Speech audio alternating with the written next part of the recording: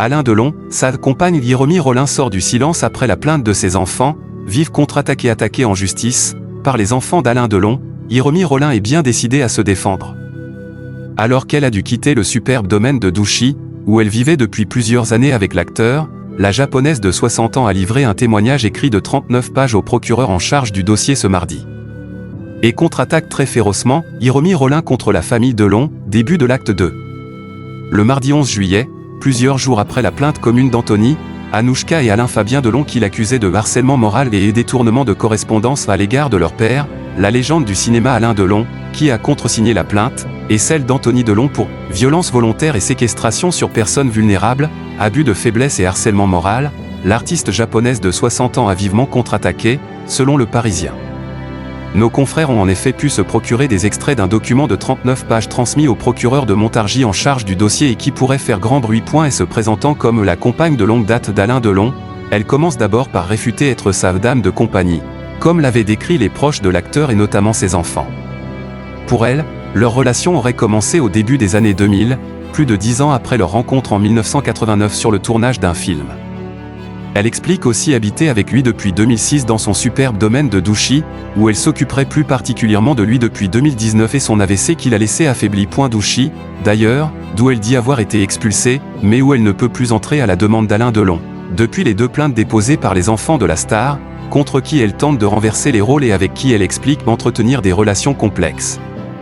Et selon son avocat, qui s'exprime en son nom dans ce long courrier, l'intégralité de ses affaires ne lui aurait pas été rendue à son départ. Une affirmation également donnée par l'un de ses proches à nos confrères, il lui manque par exemple des bijoux et de l'argent liquide. Pendant 4 jours, elle n'avait aucune affaire, aucun vêtement de rechange, aucun moyen de paiement et aucun papier d'identité, raconte-t-il.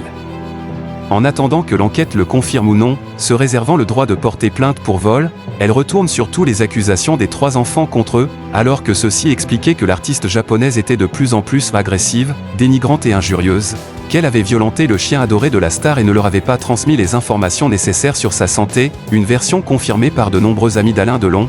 La sexagénaire explique quant à elle que les 3 adultes, nés de 2 mariages différents de la star, n'ont en réalité jamais accepté l'existence de la relation amoureuse entretenue par leur père avec Madame Rollin. Il est à craindre que l'intérêt des enfants de Monsieur Delon soit uniquement pécuniaire et qu'il n'hésite pas à mettre en cause Madame Rollin afin d'éviter qu'elle puisse un jour recevoir un avantage financier de la part de Monsieur Delon, écrit son avocat, qui avance que les comédiens n'assuraient pas le quotidien de leur père vieillissant. Pensant, toujours selon l'homme de loi, Alain Delon est manipulé par ses enfants. Celle-ci explique enfin dans sa lettre qu'elle ne comprend pas que la plainte ait été déposée par les 3 comédiens alors que celui-ci n'est pas reconnu vulnérable. Et menace d'attaquer elle-même en justice pour faux, usage de faux et tentative d'escroquerie. La lettre, par laquelle Alain Delon s'associe à la plainte de ses enfants et qu'elle pense contraire à sa volonté.